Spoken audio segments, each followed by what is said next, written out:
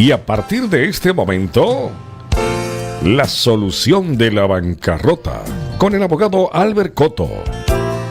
Queda con ustedes para la conducción del programa Patricia Valverde.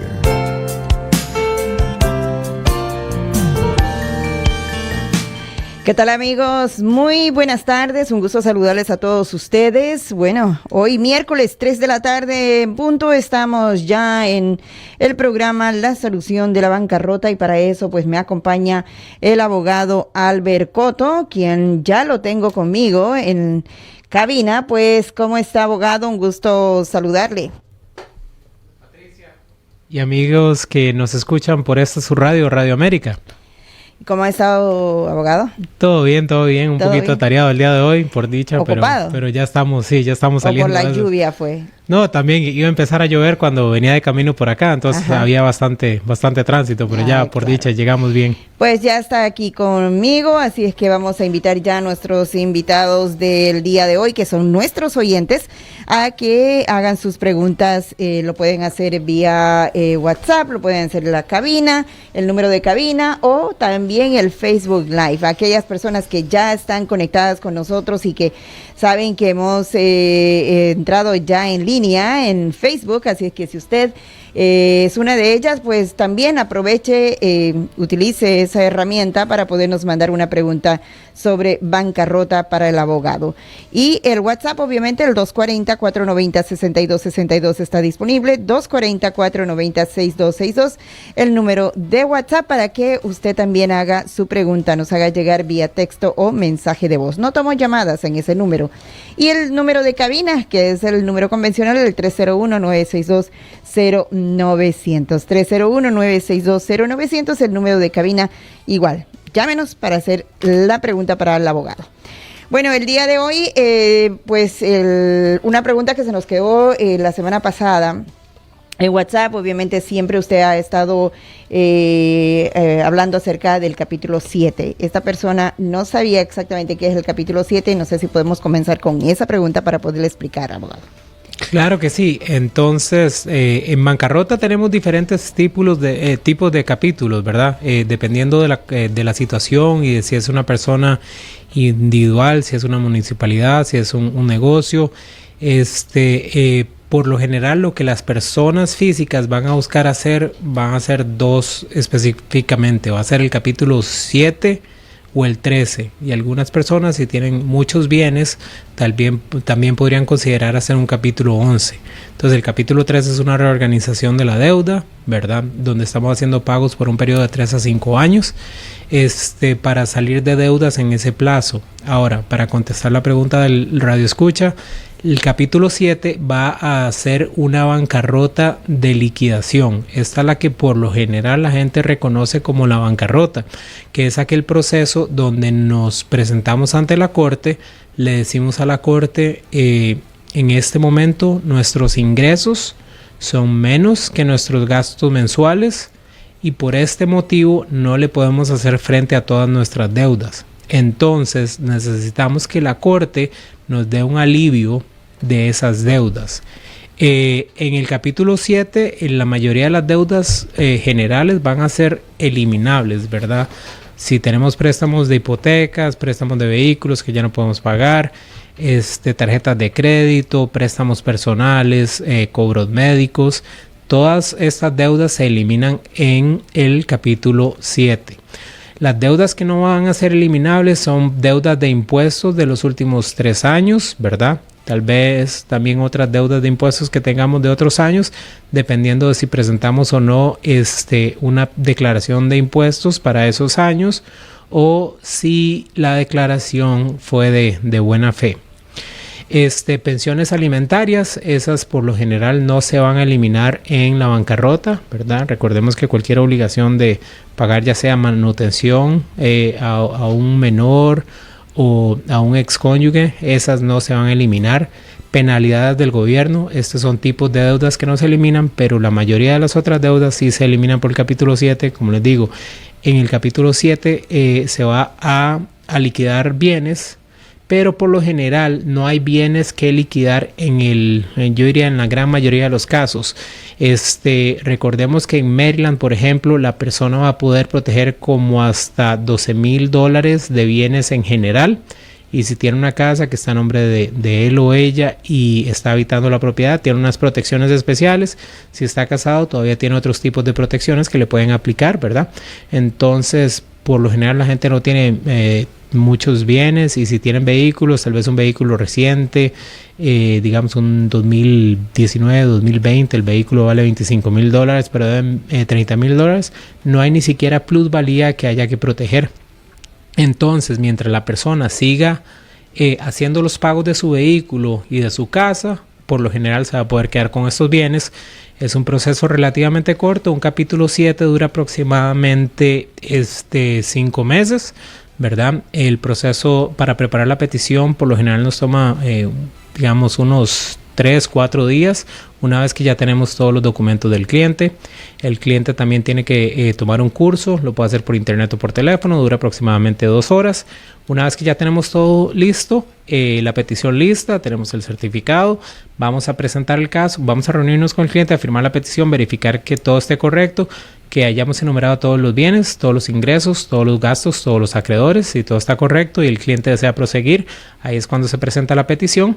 Aproximadamente 3 o 4 días después de que presentamos el caso, nos va a llegar una notificación de la Corte Federal que nos da la hora, fecha y lugar de la reunión con los acreedores, que es la única audiencia a la cual debemos de ir, y no es ni siquiera ante un juez, es ante un abogado nombrado por la Corte para administrar nuestro caso, para verificar que no haya ningún bien o bienes que él o ella pueda vender para pagar nuestras deudas, ¿verdad? Que no hayamos podido proteger. Esta notificación también es muy importante porque nos va a dar el número de caso. Con el número de caso tomamos un segundo curso, es bastante sencillo, de nuevo dura 2 horas aproximadamente, se puede hacer por internet o por teléfono, al final nos emiten un certificado. Sin este certificado no recibimos una orden de descargo. En un momento les voy a explicar lo que es la orden de descargo.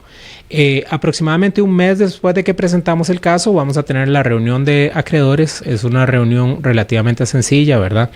En los casos que no son muy complicados, la reunión por lo general no dura más de 3 minutos. Vamos a estar, ahora la están haciendo de manera virtual, ¿verdad? Por el asunto del COVID, pero por lo general vamos a estar ahí por media hora, ¿verdad? Ya sea por Zoom o por teléfono, pero nuestra reunión no va a durar más de 2-3 minutos. Después de esta reunión, si no hay ningún bien que distribuir, el administrador va a presentar un reporte de que no hay ningún tipo de distribución. Después de eso le damos aproximadamente 2-3 meses a los acreedores para que objeten al descargo. En el 90% de los casos no hay ningún tipo de objeción, y realmente las circunstancias por las cuales los acreedores pueden objetar son muy limitadas. Sería que hubiese habido algún tipo de fraude o algo por el estilo. Y después de ese plazo, si ya tomamos el segundo curso, presentamos el certificado, vamos a obtener la orden de descargo. ¿Qué es la orden de descargo? La orden de descargo es aquella orden que le deja saber a aquellos acreedores cuyas deudas han sido eliminadas en la bancarrota de que ya nosotros no somos personalmente responsables por esas deudas, y les elimina cualquier derecho que estos acreedores puedan tener para demandarnos. Entonces, una vez que ya recibimos la orden de descargo, el caso en sí va a cerrar, ¿verdad? La Corte cierra el caso, ya eliminamos todas las deudas anteriores a la bancarrota. ¿Y qué debemos de hacer en este momento? En este momento lo que vamos a hacer es preocuparnos por reconstruir nuestro crédito. Aquí es cuando siempre les recomiendo conseguir un par de tarjetas de crédito regulares. Si no califican para tarjetas de crédito regulares, sacar tarjetas de crédito garantizadas, que son básicamente tarjetas donde le estamos dando un depósito de garantía al acreedor, y el acreedor nos va a extender una línea de crédito por el monto que hayamos dado como depósito de garantía. Muy importante, no usar más del 10 o el 20% del crédito que nos esté disponible, y pagar siempre cualquier saldo que debamos a final de mes, porque como son tarjetas para reconstruir el crédito, nos van a dar un interés alto, pero si siempre las pagamos a final de mes, nunca vamos a terminar pagando intereses. Además de esto, lo que vamos a hacer es ser bien responsables con estas tarjetas por 2 años, ¿verdad? Cuando presentamos la bancarrota nos llegan ofertas de préstamos de vehículos, pero sí les recomiendo a los clientes altamente que si se pueden esperar, ¿verdad? Tal vez no coger un vehículo durante el primer año que después de que hicimos la bancarrota, porque nos van a dar un préstamo con un interés excesivamente alto. Por lo general rondan por ahí del 16 al 25%, y si hacemos todos los pagos bajo este préstamo terminamos pagando 2 o 3 veces lo que da el vehículo, que realmente no es un buen negocio para nosotros, pero obviamente eso va a depender de la situación del cliente. Pero sí, ya después de un año, año y medio, 2 años, ya ahí ya vamos a tener un crédito suficientemente alto como para poder conseguir buenos intereses para préstamos de vehículo. Y si estamos considerando tal vez las opciones de comprar una propiedad, ¿verdad? Tal vez esperar 3-4 años después de haber presentado el capítulo 7 y de haber obtenido el descargo. Esto en sí es básicamente un resumen del capítulo 7, de todas las etapas del proceso. Es un proceso bastante corto, como les dije anteriormente, dura solo como 5 meses. Y es por lo general el que más presenta a la gente. Si usted se encuentra en una situación difícil, ¿verdad? Tal vez no tiene muchos bienes o sus ingresos, ¿verdad?, no son lo suficientemente altos, no está teniendo la posibilidad de poder pagarle a sus acreedores, o les está pagando el mínimo, pero obviamente si estamos pagando el mínimo, la mayoría del dinero que estamos pagando mes a mes se nos está yendo en intereses. Realmente lo que estamos haciendo es dándole una ganancia al banco y nos van a mantener en esta deuda por 10, 15 años. Si está en una situación similar, ¿verdad?, tal vez sería recomendable asesorarse un poquito acerca de la bancarrota o acerca de sus diferentes opciones. Y para eso estamos, ¿verdad? Nos pueden llamar al 240-233-6816 para que hablemos del caso. Lo repito, 240-233-6816. Tenemos 2 oficinas, una en Landover, esta es la principal. En esta estamos de lunes a viernes, de 9 de la mañana a 5 de la tarde, ¿verdad? Si usted necesita tal vez llegar un poco más tarde, podemos acordar, ¿verdad? Y tal vez hacer una cita a las 6, porque entiendo que la gente tiene que trabajar, ¿verdad? Uh-huh. Y esas son horas de oficina. Y también estamos los sábados disponibles en la de Rockville. Sería los sábados de 9 a mediodía. Y en la de Rockville también podemos hacer excepciones y hacer reuniones como de 6 en adelante, de 6 de la noche en adelante, para aquellos clientes que lo necesiten. Bueno, una vez más, ese número telefónico 240-233-6816 es el número de la oficina. ¿Qué pasa cuando a uno le cancelan algunas tarjetas por no usarlas? ¿Afecta el crédito? Pregunta un oyente. Esa es muy buena pregunta. Sí, realmente el límite de crédito que podamos tener, ¿verdad?, la suma de todos los límites, digamos que tengo una tarjeta de Banco de América de 5,000, otra de Capital One de 5,000, otra de, no sé, Macy's de 5,000, ¿verdad? Son 3, entonces lo más importante, 3 de 5,000 cada uno va a ser 15,000, entonces esa es nuestra línea de crédito, ¿ok? Eso creo que tiene un valor como por ahí del 30% del puntaje crediticio que tengamos, eso y la utilización.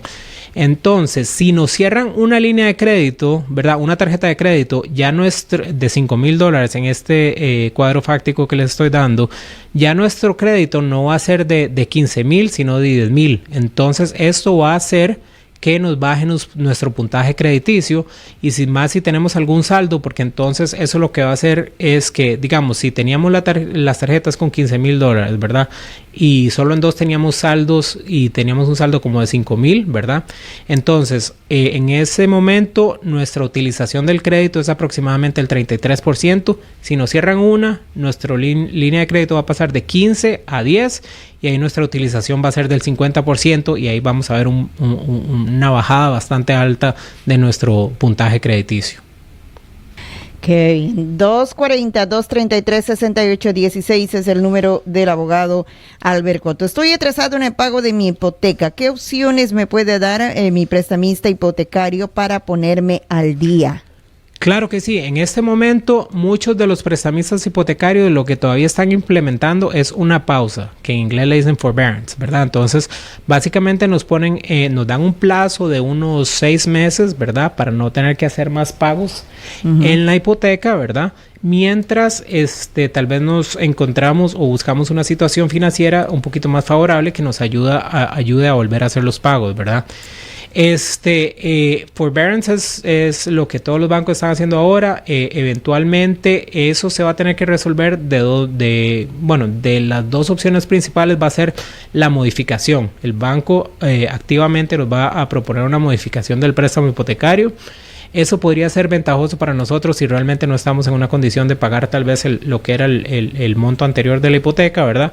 Y si el monto que nos están proponiendo es más bajo y a un interés más bajo. ¿Cómo se logra esto? Bueno, digamos que tenemos un préstamo, ¿verdad? Que ya hemos estado haciendo pagos por muchos años. Y entonces, con la modificación volvemos a un préstamo de 30 años. Como estamos tomando la misma deuda, pero estamos extendiendo el plazo, entonces esto es lo que nos ayuda a reducir el monto a pagar mensualmente. A largo plazo realmente no es lo más ventajoso para las personas, ¿verdad? Porque vamos a terminar tal vez pagando más bajo la modificación que lo que estábamos pagando bajo el préstamo inicial. Pero bueno, si esa es la opción más viable para la persona, pues eso es una de las maneras en las cuales le podemos ayudar al cliente. Obviamente el cliente quiere informarse de todas sus diferentes opciones, ¿verdad? Entonces esta siempre la podemos explorar.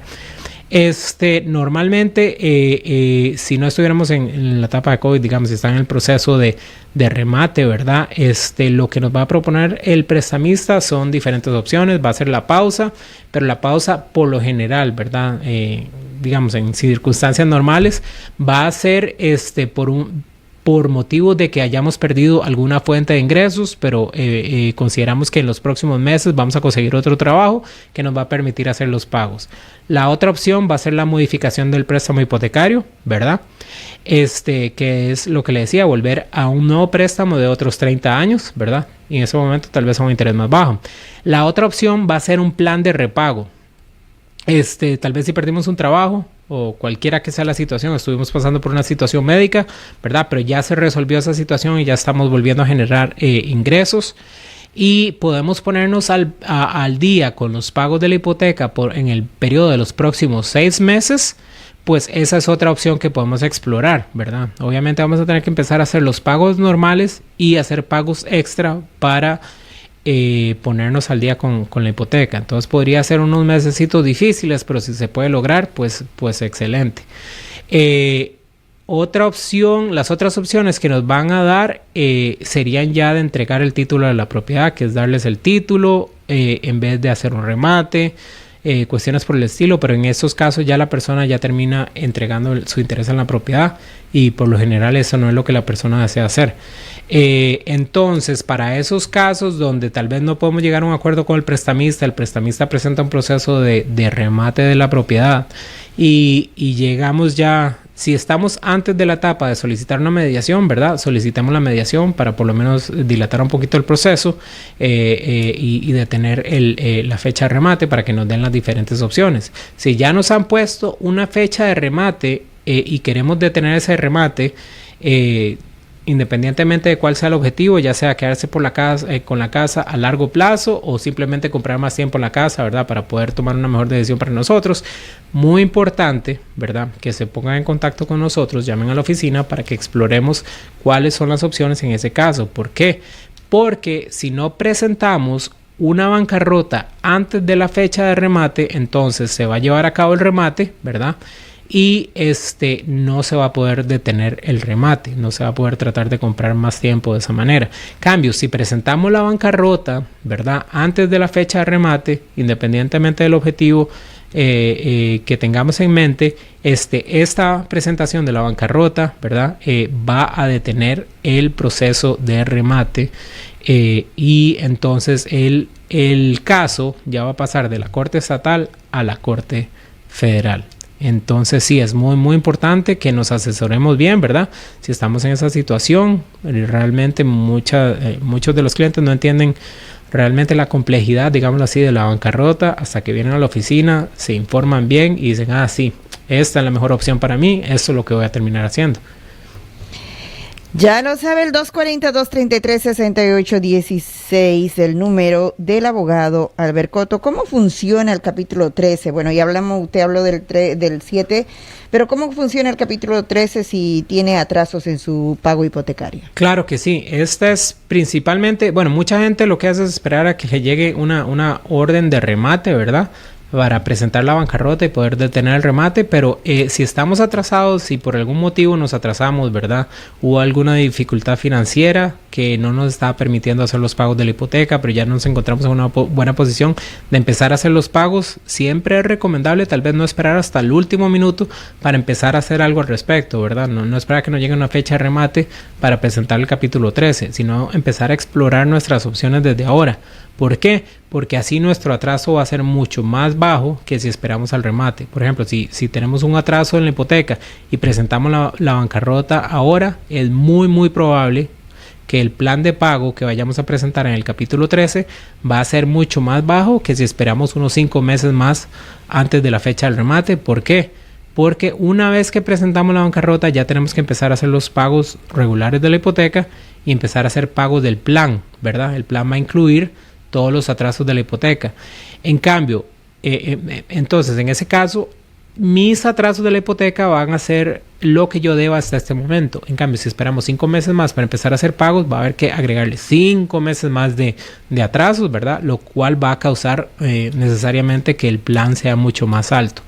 Entonces, lo que va a hacer la bancarrota por nosotros es darnos un mecanismo para ponernos al día con esos pagos y con nuestras demás deudas. Entonces, si tenemos pagos atrasados del carro, pagos atrasados de la casa, debemos impuestos y tenemos otros acreedores, la bancarrota se podría ver como un tipo de consolidación, pero en el caso de la bancarrota, los acreedores no tienen ni voz ni voto respecto a lo del plan, ¿verdad?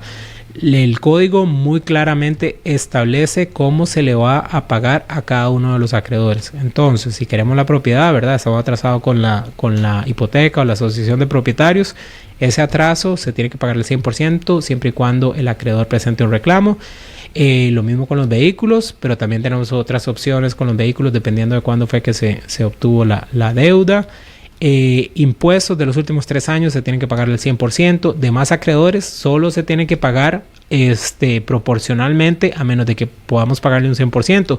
Y aquí es donde la mayoría de la gente va a ver el mayor beneficio, porque el 100% de la deuda, por lo general, en el 80% de los casos, no es lo que se paga a los acreedores no garantizados. Se termina pagando un porcentaje relativamente bajo o bastante bajo, digámoslo, en el caso del capítulo 13, que ronda por ahí del 10% en la mayoría de los casos, ¿verdad? Y muchas veces es menos, en algunas puede ser un poco más, eso dependiendo de las circunstancias en particular de la persona, de si puede o no pagarle más a los acreedores no garantizados. Pero si tenemos tal vez mucho aquejo con las deudas, ¿verdad?, y no queremos estar lidiando con esas llamadas y son varios acreedores, ¿verdad? En muchos casos, y muchos clientes me dicen esto, que por dicha hicieron la bancarrota porque así ya por lo menos se salieron de todas esas llamadas incómodas, gente que está llamando a todas horas del día, ¿verdad? Y está mandando cartas, que ya salen de eso, porque una vez que presentamos ya sea el capítulo 7 o el 13, ya los acreedores por ley ya saben que no nos pueden contactar más, nos dejan de molestar. Muy interesante, o sea, si usted no quiere que le estén tocando la puerta, no, mientras de que le estén llamando con esas llamaditas, mejor que usted haga pues lo más pronto posible este caso. ¿Y qué pasa con las personas que ya están afectadas su crédito, pero no quieren hacer bancarrota? Y usted dice, el capítulo 13 puede ayudarles, pero ¿qué pasa si no quieren hacer el capítulo 13, quieren hacer el capítulo 7? El capítulo 7, la mayoría, digámoslo así, de gente va a calificar. Pero para el capítulo 7 hay ciertos parámetros, ¿verdad?, creados por el Congreso para poder calificar. Y aparte de eso, recordemos que una de las diferencias principales entre el 7 y el 13 es que el 7 es de liquidación. Entonces, un administrador del capítulo 7, si nos estamos pasando de las protecciones, ¿verdad?, digamos, en un caso que tal vez uno le recomienda al cliente no haga un 13 mejor, porque si hace un 7 usted podría arriesgar sus propiedades. Digamos que califiquemos por ingresos al capítulo 7, todo bien, ¿verdad? Pero tenemos una casa que tiene algún tipo de plusvalía ahí que tal vez no podamos proteger. Entonces, en esos casos, si presentamos un 13 y no nos está funcionando, pues siempre le podemos pedir a la corte que nos lo rechace. En cambio, si presentamos un 7 y el administrador encuentra que sí, que realmente la propiedad tiene plusvalía, ¿verdad? El administrador nos puede vender esa propiedad. Como le digo, por lo general no es el caso, pero en aquellos casos particulares donde ese es el tema, ¿verdad? Lo más prudente podría ser hacer el 13, simplemente porque eso nos da mayores protecciones, y en el 13 el administrador del capítulo 13 no tiene ninguna potestad, ningún derecho de vender bienes, más en el 7 sí. Esa es uno de las diferencias más grandes. Pues muy interesante. Muy importante esto, sí, también tener importante. que asesorarse, ¿verdad? Bien, para estos para casos. Poder... Es que uno a veces, abogado, viene y dice, bueno, no, es que porque me dijo fulanita, ¿no? Me dijo mi amiga, me dijo que no.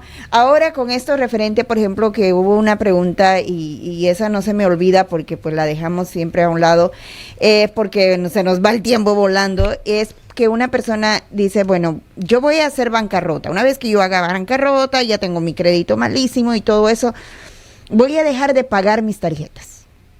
¿Esa es buena idea? ¿O no es buena idea? ¿O le complica peor la situación si es que decide hacer bancarrota en lo posterior? La verdad, sí, una vez que ya nos decidimos, porque la bancarrota es la solución de nuestros problemas económicos que podemos estar teniendo, lo que yo siempre le recomiendo a los clientes es deje de usar las tarjetas, deje de pagarlas, ¿verdad? Tal vez uno u otro caso podría variar, pero esa va a ser la recomendación general, porque de por sí, si estamos mandando pago, realmente estaríamos botando el dinero, porque todas estas deudas van a ser eliminables, ¿verdad? Y eliminadas en una bancarrota. Entonces realmente no hay motivo por el cual queramos seguir haciendo pagos si realmente no nos van a dejar usar las tarjetas y la deuda se va a eliminar de todos modos. Bueno, entonces sí, pero entonces no le complica que uno no diga, pero usted ya sabía seguramente entonces que tenía que hacer bancarrota, pero usted dejó de pagar. Claro, bueno, esas son tácticas que podría usar las compañías de cobros, ¿verdad? Tratar de hacerlo sentir mal a uno. Usted no está pagando, ¿verdad? Qué persona tan irresponsable, eso, el otro.